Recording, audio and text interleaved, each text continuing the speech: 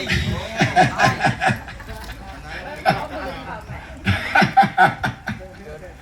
เอาเปิดเลยครับเอาไปแจ้งให้หน่อยไปแจ้งหน่อยไปแจ้งนครบาดาลสวงสวรรค์วิมานนาคามหาราชาองค์นาคาเข้มบดี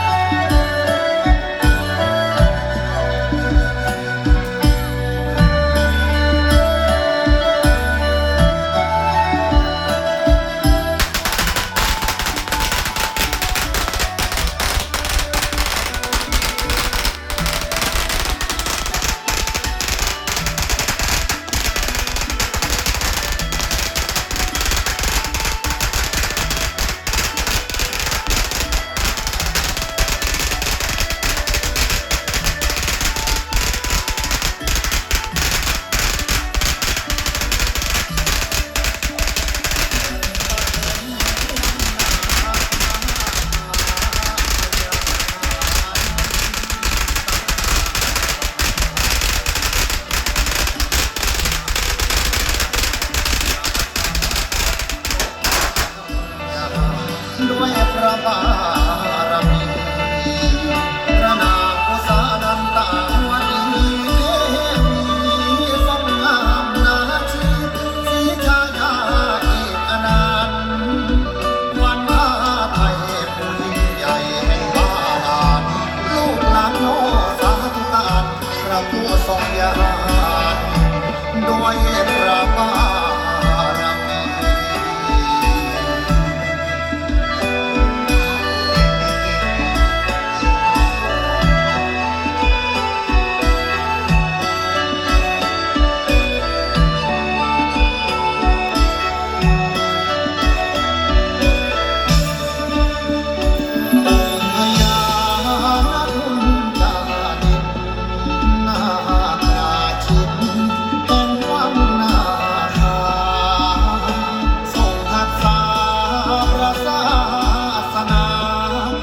องค์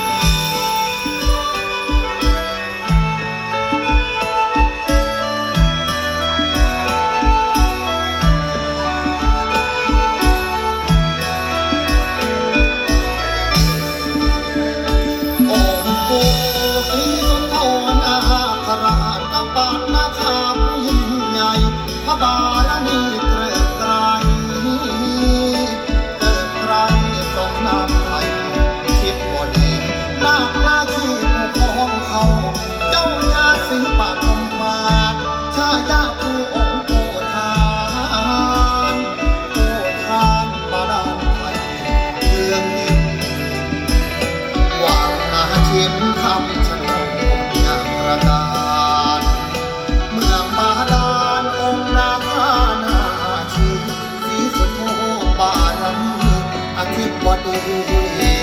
มหาราชนาม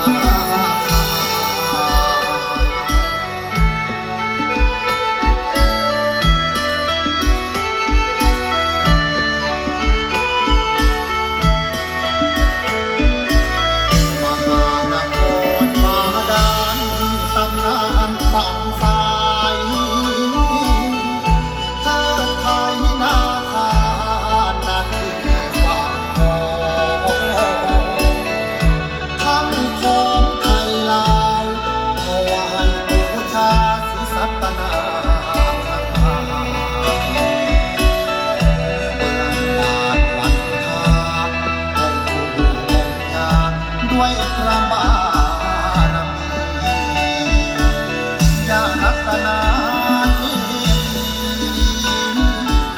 ศรีสัตยานีศรีราชายาแห่งองค์นาคาศรีสัตนาบาดาลทรงนามประทานขวัญเมืองล้านสร้างเพียงวังนาขอเมืองข้าดำบูชาบูชาดวงมาไว้ไทยพระองค์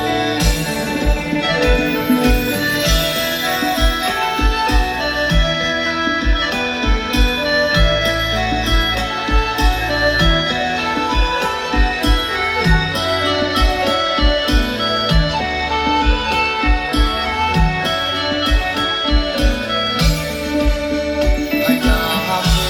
ธาครานาคราชองค์น้อมราชแห่งวังนาคาองค์น้อมราชแห่งวังนาคาปกป้องมนุษย์จากโคมารทรงงามตระการผู้บานให้บาทโบดำรงธรรมด้วยนามพระไทยอาองค์ถ้าทรงมีตาแห่งห่วงมหาวารีอัญญารินทาสีเทวี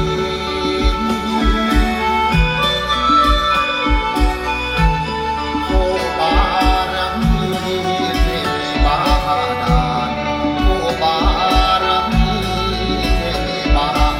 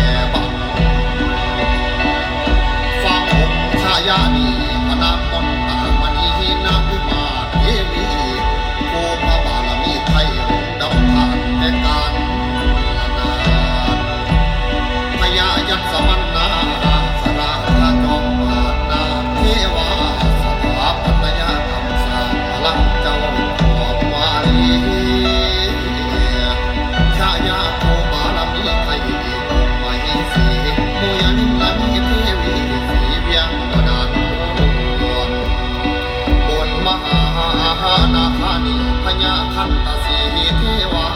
เทวดาผู้มีฤทธิ์เกินคนดิน